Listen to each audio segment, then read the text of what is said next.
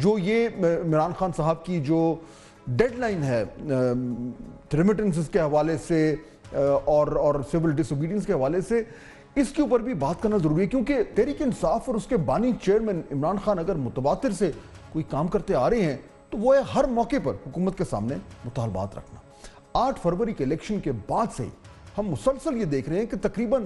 ہر issue پر عمران خان جو ہے وہ مطالبات کی لسٹ اپنے ایکس ہینڈل کے ذریعے حکومت کے سامنے رکھ دیتے ہیں، اور ان مطالبات میں کوئی نہ کوئی ڈیڈ لائن بھی عام طور پر ضرور ہوتی ہے۔ آج عمران خان صاحب نے ایک نیا مطالبہ کیا اور ایک نئی ڈیڈ لائن بھی اس کے ساتھ دی ہے۔ پہلے دیکھیے کہ ان کے ایکس ہینڈل سے یہ کیا مطالبہ تھا۔ پہلا مطالبہ انڈر ٹرائل سیاسی قیدیوں کی رہائی، دوسرا مطالبہ 9 مئی اور 26 نومبر کے واقعات کی شفاف تحقیقات کے لیے جوڈیشل کمیشن کا قیام، اور مطالبات کو نہ ماننے کی صورت میں پھر ایک ڈیڈ لائن بھی دی گئی، اور کہا کہ اگر اتوار کے روز تک کوئی عمل درآمد نہیں کرتی تو حکومت تو سول نافرمانی کی تحریک کے پہلے مرحلے میں ترسیلات زر کا بائیکاٹ جو ہے اس کا آغاز کر دیا جائے گا۔ اس کا مطلب کیا ہے؟ کیا بیرون ملک پاکستانی حوالہ اور ہنڈی کے ذریعے پیسے بھیجیں گے؟ اس کا مطلب یہ ہے کہ ایک طریقے سے انہیں کہہ رہے ہیں کہ آپ اس ملک کے قانون کی بھی خلاف ورزی کریں جس میں آپ رہ رہے ہیں، اور پاکستان کے جو قوانین ہیں ان کی تو خلاف ورزی بنتی ہے۔ تو یعنی یہ جو ایشو ہے اس کی جو بیسک نیچر ہے اس کو سمجھنا بڑا ضروری ہے۔ بات میں کر رہا تھا حوالہ اور ہنڈی کے حوالے سے۔ دیکھیں ناظرین، رقم کو دنیا کے ایک حصے سے دوسرے حصے تک پہنچانا اور وہ بھی اسے اپنی جگہ سے منتقل کیے بغیر، اس کے لیے نہ تو جو ہے وہ بینکوں کے ذریعے ہو، اور نہ ہی اس میں کوئی کرنسی ایکسچینج ہے وہ انوالوڈ ہو، اور نہ ہی کوئی فارم بھرنا ہو، نہ ہی کوئی فیس ادا کرنی ہو۔ یہ اس میں ایک تو جو رقم بھیجنے والا ہوتا ہے، دوسرا جس کے پاس رقم پہنچتی ہے، اور درمیان میں کم از کم وہ لوگ ہوتے ہیں جنہیں آپ ثالث کہہ لیں، مڈل مین کہہ لیں، اور وہ بھی ظاہر بات ہے اپنی فیس وہ چارج کرتے ہیں۔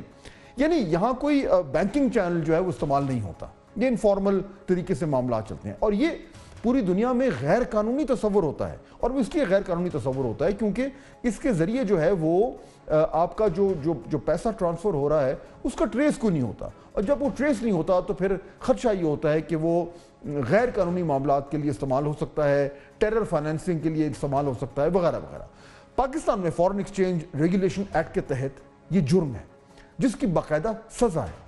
تو کیا اس یہ سوال تو پھر بنتا ہے کہ کیا اس وقت پاکستان تحریک انصاف کی قیادت اور بانی چیئرمین جو ہیں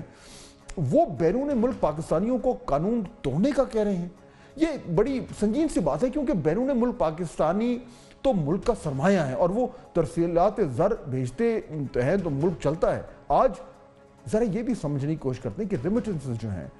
وہ کیا ہوتی۔ دراصل جو لوگ ملک سے باہر محنت و مزدوری کرتے ہیں یا نوکری کرنے جاتے ہیں، وہ پہلے جس طرح میں نے ذکر کیا وہ اپنا گھر بار چلانے کے لیے پیسے بھیجتے ہیں۔ اس کو جو ہے وہ ریمیٹنس یعنی ترسیلات زر کہا جاتا ہے۔ اب یہ پیسے بھیجنے کے جو طریقہ کار ہیں اس میں جیسا کہ پہلے ذکر ہوا کہ پراپر بینکنگ چینلز ہیں، ان کے ذریعے بھیجا جا سکتا ہے، یا پھر جو ہے وہ ایجنٹس کے ذریعے بھیجا جا سکتا ہے، جبکہ حوالہ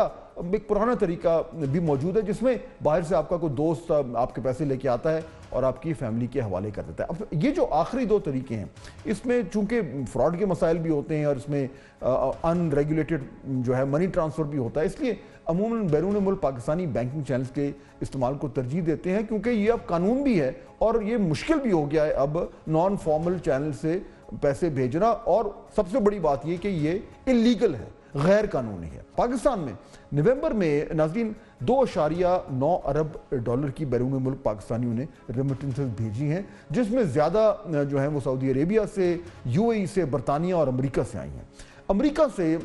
جو ہے وہ تازہ اعداد و شمار کے مطابق 28.8 کروڑ ڈالر پاکستان میں آئے، جبکہ سعودی عرب سے 72.9 کروڑ ڈالر جو ہے وہ بھیجے گئے، اور UAE سے 61.9 کروڑ ڈالر بیرون ملک پاکستانیوں نے بھیجے۔ یہ جو ریمیٹنسز ہیں یہ کسی بھی اکانومی کے لیے بہت ہی اہم ہوتی ہیں، معیشت کو بھی سہارا دیتی ہیں۔